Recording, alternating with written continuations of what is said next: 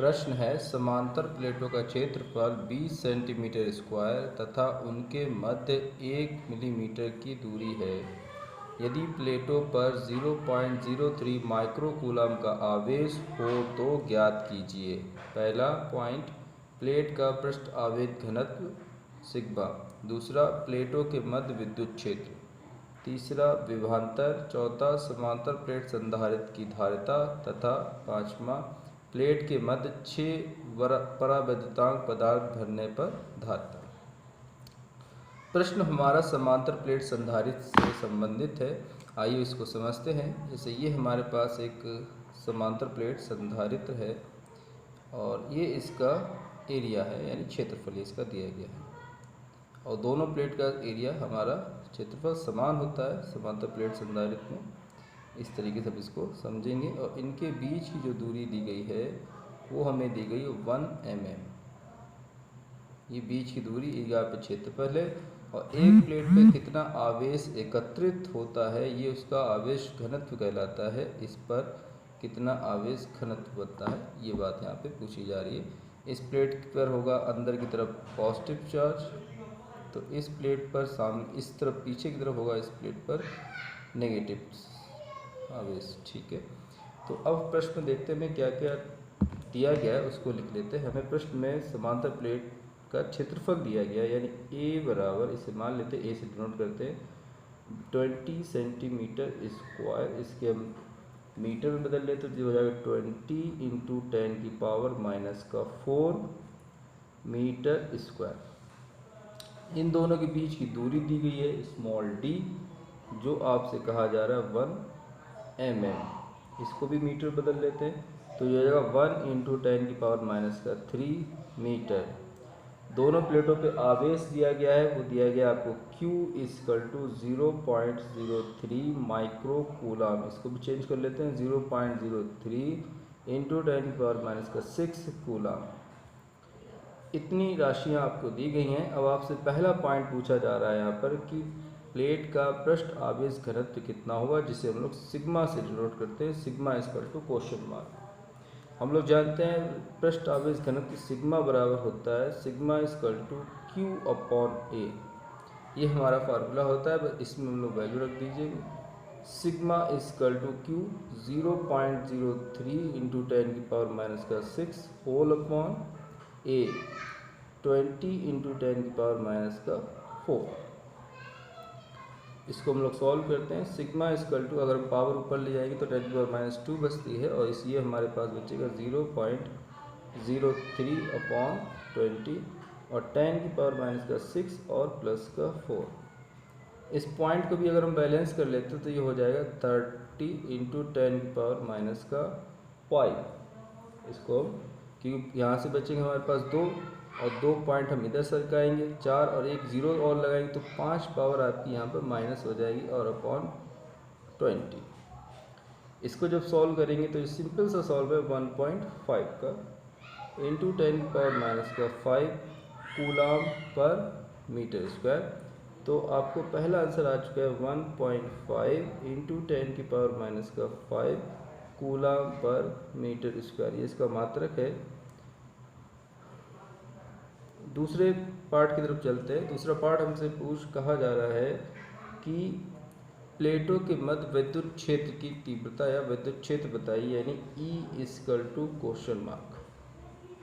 ठीक है, हम लोग जानते हैं E होता है सिग्मा/ε0।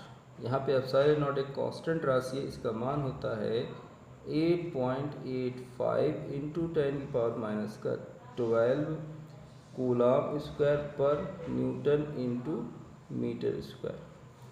सिग्मा हम लोग ज्ञात कर चुके हैं, ε0 की वैल्यू हमें ज्ञात है। अब ये वैल्यू हमें यहाँ पे पुट करनी है, तो देयरफॉर हमें E मिलेगा 1.5 into 10⁻⁵ whole upon 8.85 into 10⁻12। Power separate करते हैं, 1.5 होल अपॉन 8.85 इंटू 10⁻+12 और -5 कर देंगे, और इधर पॉइंट के बाद अंक बराबर करने के लिए यहाँ पे 0 लगा देते हैं, तो ये पॉइंट से पॉइंट कैंसिल हो जाएगा, हमको मिलेगा 150/885 इंटू 10⁻7। ठीक है। अब इसके आगे हम लोग देखते हैं कि अगर हम लोग अंकों को बराबर कर लें तो हमें दिखेगा यहाँ पे E = 1500/885 और यहाँ पे एक हमने 0 बढ़ा दिया है, तो यानी 7 की पावर, अब 7 की जगह 6 पावर हो जाएगी यहाँ पर। और एक सिंपल सा डिवीज़न है, इसको अगर आप डिवाइड करेंगे तो आपको आंसर आएगा 1.69 इंटू 10⁻6 न्यूटन पर कूलम।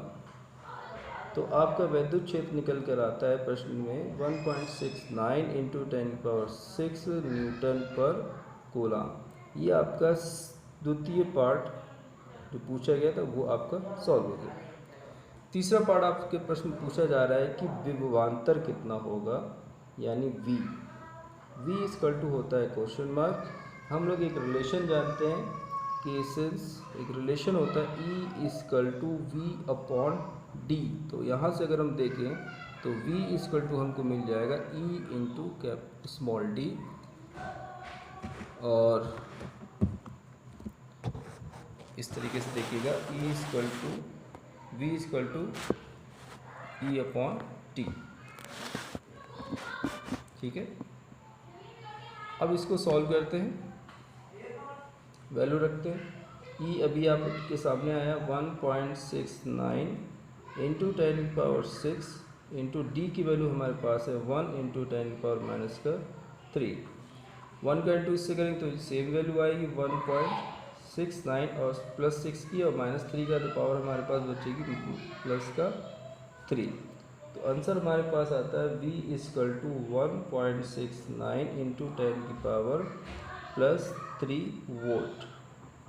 ये हमारा प्रश्न में तीसरा पार्ट है जो पूछा गया था कि दोनों प्लेटों पे कितना विभवांतर बनेगा। नंबर 4 है कि प्लेट की धारता कितनी होगी, यानी C = ? हम लोग जानते हैं समांतर प्लेट संधारित्र की धारता के लिए फार्मूला जो इस्तेमाल किया जाता है वो होता है हमारे लिए C = ε0A/d। ये फार्मूले का हम लोग यूज़ करते हैं। अब इसकी वैल्यू हमको यहाँ पे पुट करनी है, तो चलिए वैल्यू पुट करते हैं। तो C = हमारे पास है ε0 की वैल्यू 8.85 इंटू 10⁻12। A हमारे पास है 20 इंटू 10⁻4 और होल अपॉन 10⁻³ 1 है। ठीक है। अब पावर ऊपर ले जाएंगे, 1 से किसी को डिवाइड करेंगे तो वही रहेगा, और इसको सॉल्व कर लेंगे तो 885 का डबल कर दीजिए। 885 का अगर डबल करेंगे तो आपको मिलेगा 1.770, और पावर आपकी यहाँ -12 है और ये -4 है, और इसको अगर सॉल्व करेंगे तो -16 हो जाएगी। -16 में से अगर हम -3 कर देते हैं तो हमारे पास वैल्यू जो बचती है वो -11 16 और -13 बचता है हमारे पास, 10⁻13 इतना हमारे पास आएगा। अब हम क्या करते हैं कि एक पॉइंट अगर और इधर से आगे बढ़ा लेते हैं तो ये हो जाएगा 0.177 इंटू 10⁻12 फैरेड। ठीक है। इसको हम लोग लिख सकते हैं C = 0.177 पिकोफैरेड। ठीक है।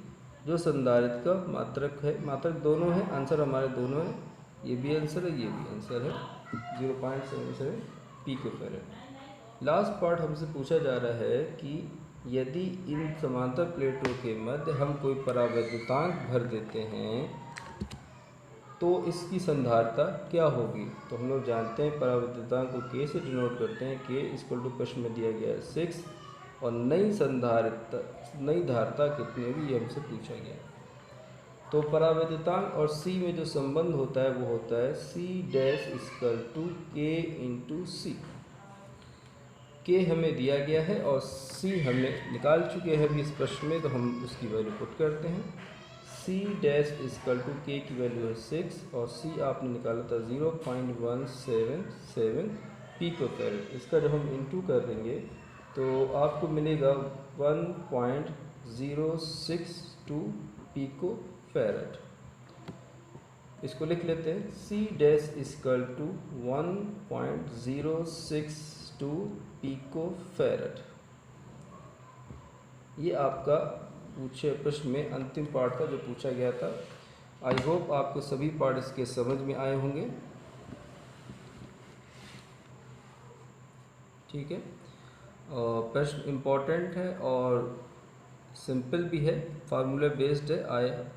आपका पहला पार्ट पूछा गया था प्रश्न आवेश घनत्व, दूसरा पार्ट आपका पूछा गया था विद्युत क्षेत्र की तीव्रता, तीसरा पार्ट आपका था विभवांतर, चौथा पार्ट आपका था समांतर प्लेट की धारिता और पांचवा पार्ट आपका था कि जब उनके बीच हम 6 परावर्तकांक के एक कोई इंसुलेटर जब फिलअप कर देते हैं तो उसकी नई धारिता क्या हो जाती है। आई होप आपको प्रश्न उसका सोल्यूशन समझ में आया होगा। लाइक, शेयर और सब्सक्राइब करना ना भूलिएगा। और एक इम्पॉर्टेंट बात, बेल आइकन ज़रूर दबाइएगा और कमेंट बॉक्स में कमेंट ज़रूर करें। Thank you.